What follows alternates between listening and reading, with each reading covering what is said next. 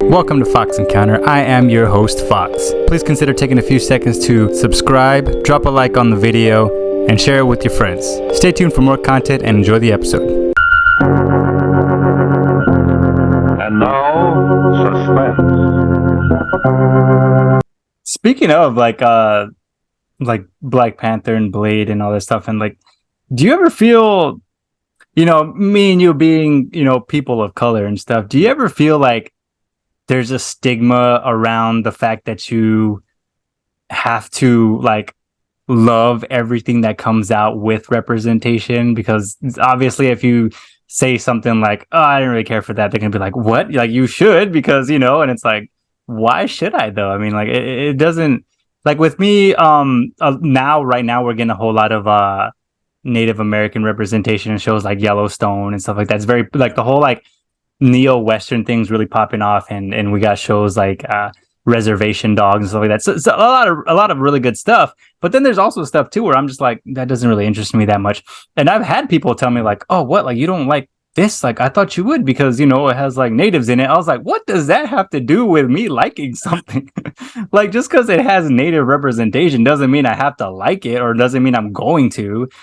And I kind of made that example on Instagram of the fact that I don't like Yellowstone. Like I really tried to get into it because of the people behind it, and I really do want to support these native actors and the people behind it, but I just couldn't get into it because I'm just like, I don't care. And I did get some of those like messages like, oh, so I saw you you don't like Yellowstone, like I thought you would. And I'm like, why though? Like I don't where does it say that I have to like it? Yeah, so wow. I'm surprised, but I'm not surprised at the same time. Mm-hmm. And I think people don't recognize how reductive it is to say things like that. But as far as I'm concerned, there because I follow I follow a lot of and it's weird because I feel like I kind of find them and I just kind of circle back to them. I don't have like any kind of mailing list or anything like that. But it was kind of like what's the word? I feel like it was kind of a blog website, and they just had a lot of information about, films and media that they said was centered around the black diaspora. And I was like, oh, this is cool. Because at the time I hadn't seen anything like that. And they would talk about these kind of films, or like films from the past that don't get talked about, hidden gems and so on and so forth. But then they would have like kind of specialty topics. And I'm pretty sure it was them who said this, but there was an article about the castor oil effect. And I was like, well, what's that? So basically, and to use Red Tails as an example, because Red Tails was an example of, Red Tails was a portrayal of the Tuskegee Airmen. Mm-hmm. And that experience, and it's obviously something very pivotal as far as history and Black history and so on and so forth. And I think they were saying something about the box office, because I think it didn't do that well. I think it was that film and then Miracle at St. Anna, which is kind of like a similar story involving Black soldiers, Black military, and so on and so forth. But basically, the castor oil effect is where many or most of the Black community, we are kind of pressured to support Black projects and Black films and Black, anything there. And it's more so because we feel the obligation, like we want to support and we want to, we want the representation. And the one thing I hear all the time, and that is said, is like, if we don't support, then they won't, we won't get any more. If we support it, then they'll continue to make some more. And that's a real thing. Like we understand, we know how that works in Hollywood and the opportunities that some get even when they fail, and the opportunities that others don't get if they fail. So that is true. But the castor oil effect was basically saying, it's like, this is good for you, but I don't really enjoy this, but it's good, so I'll take it.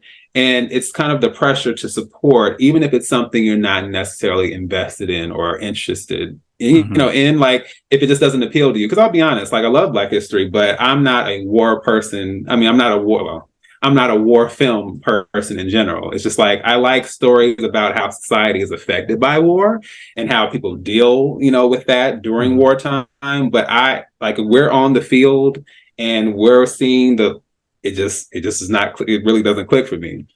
So that would be my disconnect there. But I would feel like, well, it's important, it's necessary, so I should support. But like I said, but that's the effect. And so it kind of creates this weird thing where and I think I'm at the point now, and especially with what we see, I think that was a weird time. That was like maybe mid or late, no, not mid, late 2000s, kind of going into 2010. And I think it's a lot more, I guess, somewhat. There's always room for improvement, and I've been very vocal about that. But, there's a lot that I appreciate about the type of narratives and the stories that we see. So I don't feel, I think I've kind of grown out of that phase, and I will still, I don't know, I still will do what I can to, get the word out, or I'll share information or whatever it is. Like, I like to still support in some kind of way, but I also have to realize that it can't just be on me. The same thing with I was just discussing with someone about how people talk about the superhero films being the only thing that's out there, but won't necessarily support the things that are. I'm like, well, technically that's not true. I'm like, yes, I understand those are the things that kind of saturate, and then you feel like that's all you're seeing. But like, I can tell you 10 films that just came out. Even when I did the review for The Outfit, I'm like, no one knows anything about this, but I went to go see it. I went to go see Last Night in Soho and The Last Duel, and those bombed at the box office. But I wanted to support, and they looked like genuinely interesting films. So, so tying back into what I was saying, it's a challenge and it's difficult, but I try not to place that responsibility on myself. I still try to support. I still, I still will give something, or just try to push it in some type of way. But I feel like it's unfair to put that on myself, to say that you're not supporting the community if you don't support this, because that's not fair. I too find myself just wanting to, like I said, support, but at the same time too, I also want to support quality products. Like, there's another there's another YouTuber I watch who doesn't do like movie stuff. He mostly does like hip hop stuff, and he also has a lot of criticisms against that too, where it's like, he's from I think he's from, where is he from? I think he's from like St. Louis. And he also talks about that too, the fact that it's like, okay, yeah, our community, and he's Black, so he's like, our community wants us to support everything and all that, but like, I also want to support good stuff, not just because of this, and I'm also the same way. It's like, yeah, I want to support natives and what they're doing and get that representation out, but I also want to make sure that it's quality stuff, because if I'm out here promoting something that isn't good, that looks bad on me. True. Yeah. And we have to be real about it. It's like, not everything that's being put out there is going to be good. I had a discussion about that. That's kind of one of the how I got into watching one of my buddy's videos named Austin. What intrigued me about his videos when I first watched them was that the fact that he is a Christian guy. He came out with a video talking about the fact that a lot of like Christian films aren't good. And he's like, yeah, just because like, I'm a Christian and all that doesn't mean I gotta be out there and be like, yeah, this is good, when it's not. And and that'll draw a lot of criticism too, because it's like, oh well, if you don't support, then we're not gonna get that stuff. It's like, yeah, but the dilemma is, I want to support, but we want to support good stuff, not just everything that gets put out there.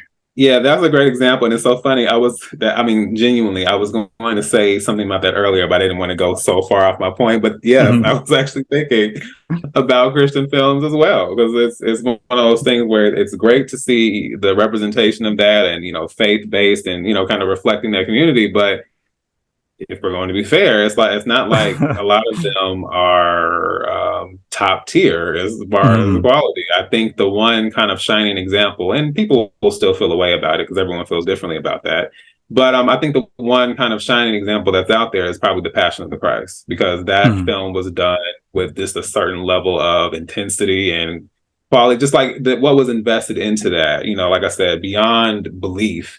I just think it really spoke to a lot of people, or just the way it was made. It just impacted a lot of people, whether that was something that they believed in or not. But there are not a lot of films that I can really point to, or maybe like the Ten Commandments from back in the day, animated, the Prince of Egypt. Like, we have some, but then you have so many that don't necessarily kind of distinguish themselves or are distinctive in that same way. So I totally get that. One film I think that I mentioned too when it comes to that, and that I think is very well done, and is, I don't know if a lot of people like to admit it, but it is a straight up Christian film, is Hacksaw Ridge.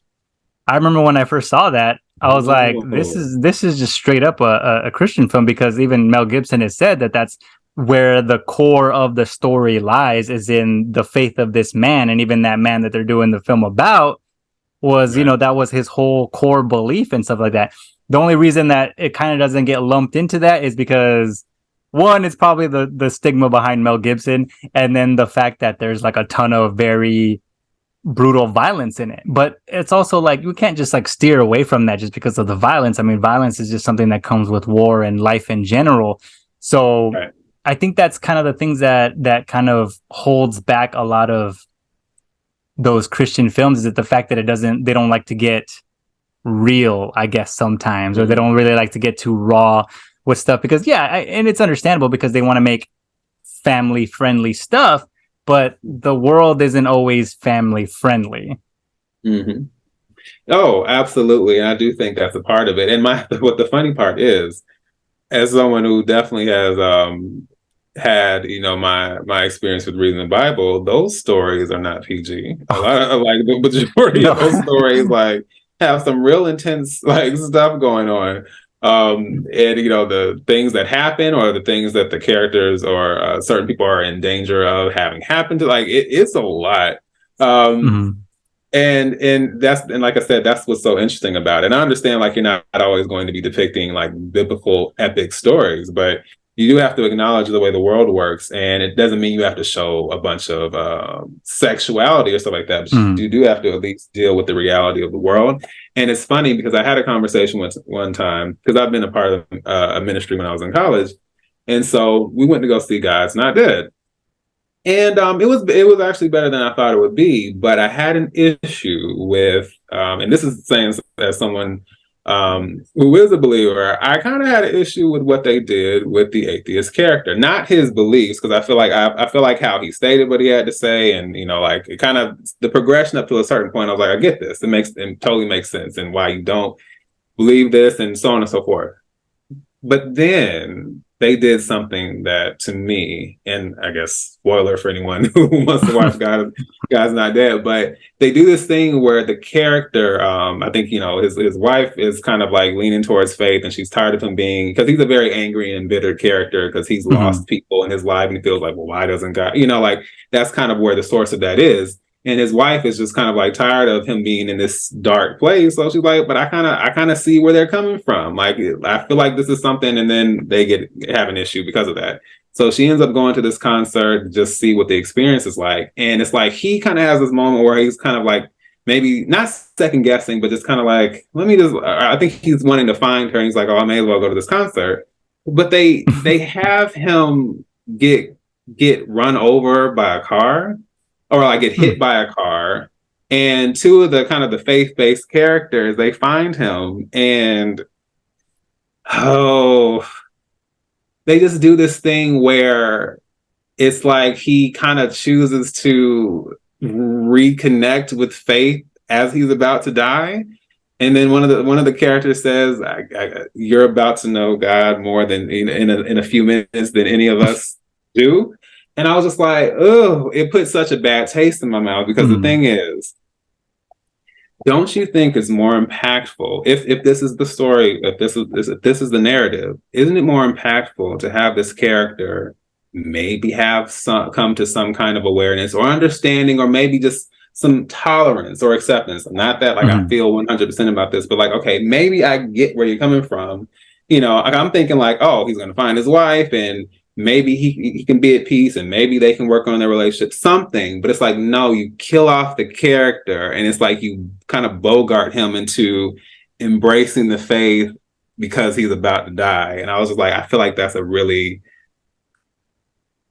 to me, it's an inappropriate message to send, because to me that Mhm. underscores the whole point of free will and how you choose to believe, of your own accord, and what that journey might look like. And I actually had a conversation about that with someone I knew at the time who was an atheist. And I was like, the problem is, who's like, what do you think? What did you think about that movie? And I said, I think the issue is that it kind of draws a line where it should be more so about bridging the gap between the people who don't understand it or don't believe, and the people who do believe and maybe want other people to know. But it doesn't take that approach. So that was my issue with that. I've never actually seen that one. There's like 4 of those movies now, right? Oh yeah, I saw it when it was still just the one. I didn't know that we're gonna keep going. Yeah. I only remember I don't know if it's like the second or third one, but like the guys from like Duck Dynasty are in it. Oh, you know what? I feel like I heard that somewhere. Yeah, because I remember that's the only reason I knew about that was because I used to watch Duck Dynasty like all the time. Like I have it's like somewhere it's like right here down on my shelf. I have like the whole box set of Duck Dynasty. I just think it's like the show is just hilarious, like a modern day like Beverly Hillbillies, basically. Like essentially, right. You got all these like southern redneck people, and you gave them a ton of money and they just do a bunch of like funny stuff. So that's what I always like loved about it. That it was funny. But I remember one of the promos, one of the main characters and his wife were in one of the God's Not Dead movies, and I was like, there's more of those? Like, all right, that's interesting. But I think I remember like there's like 4 of them now or something like that.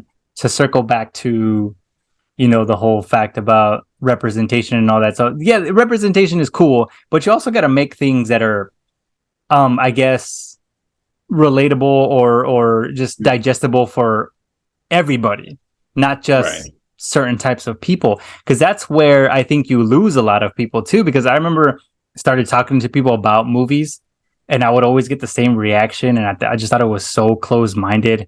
But one of my favorite movies of all time, and I'm not ashamed to say it, is Brokeback Mountain. Brokeback Mountain is like one of my favorite movies of all time. I think it's fantastic. What? Brokeback Mountain, the movie about the gay cowboys? And I'm like, yes, that movie. Like, where does it say that I can't like a movie like that? We need to stop thinking like that. Yeah, and that's funny because I was not allowed. Well, let's just say this. I won't say allowed, but I was kind of given some subliminal feedback that Brokeback Mountain was not something I was supposed to watch. Mhm. And and I remember when I saw The Color Purple for the first time, I just so happened to be seeing it. Random fun fact. I used to have really, really long hair, and I used to get it braided. And the woman for a while who braided my hair was Ludacris's braider at the time. Random. That's cool. Yeah, but her name, I believe her name was Princess. Yes, and she actually gave me a picture of him where he had his fro out, about to get his hair braided or whatever. So she was real cool. It was an interesting experience. But they had The Color Purple on, and I feel like I had seen like bits and pieces of The Color Purple, but I hadn't seen it all the way through. And I feel like that was my first time.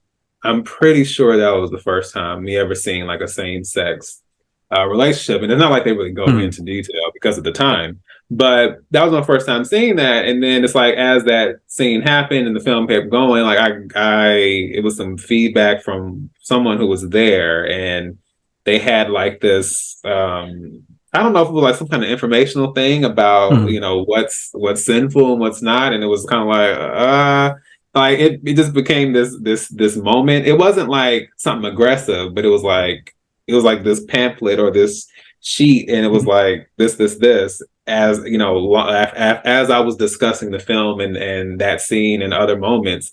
And so it was just kind of like, oh, so it's like I kind of got socialized to kind of be wary or worried about watching certain things. And then once I got older, and I was like, okay, well, let's like, what do I actually want? I mean, granted, I watched things I wanted to watch, but it's just like somewhere in my mind, I knew like this is what not, this, I don't need to go near this.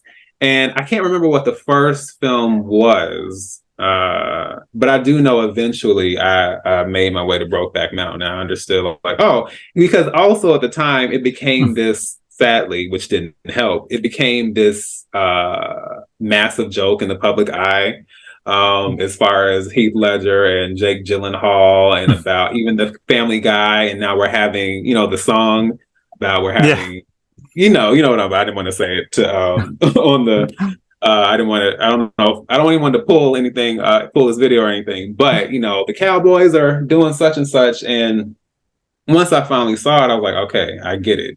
It was a little upsetting because I didn't anticipate the ending, and I was like, oh boy, now that's the reason why I wish I had watched it. But that's a part of the experience. Unfortunately, I think that the tragic nature of it speaks to a certain reality that people don't recognize. And I definitely didn't recognize it at the time. But I would say the first, because that wasn't my first one, but I just randomly came across one on Netflix called God's Own Country. And I feel like that's the first where I just kind of watched and I didn't know what it was going into it. And what's crazy is that is one of the only, let me strike that. That is one of the few, if not the only, film where it deals with someone kind of using their sexuality as a shield, like they're they're emotionally disconnected and shut off, and so they go out and they pick up this person, and then and it's interesting because it deals with I want to say is it I guess sheep handlers. It was really it's a really interesting perspective of it. I'm not sure if it takes place in Scotland or Ireland. I have to go back and see. But it's about this guy who gets hired on, who is obviously from a different country, and it's about kind of their relationship as they get to know each other, and they're kind of isolated because they have to literally watch and observe and watch the sheep and the lamb, and even those details are really cool. But there's a point where obviously, they grow closer, and similar to Brokeback Mountain. That's why it was so interesting, and I'm glad I saw this one first. The initial encounter, and it actually scared me when I watched it in Brokeback Mountain because I was unsure of what was happening. I'm like, is this aggression? Like it really threw me. It threw me, and something similar happens, but it's a little more nuanced as to what is happening. But it's a very emotionally disconnected thing that's happening, and then he doesn't know how to feel after it happens, so he just kind of disconnects from him and he's away. And then they kind of circle back around, and I have never seen a scene like that where a character is having to learn how to be intimate with another person because he doesn't know how. He knows how to disconnect and just go for it, but he literally doesn't.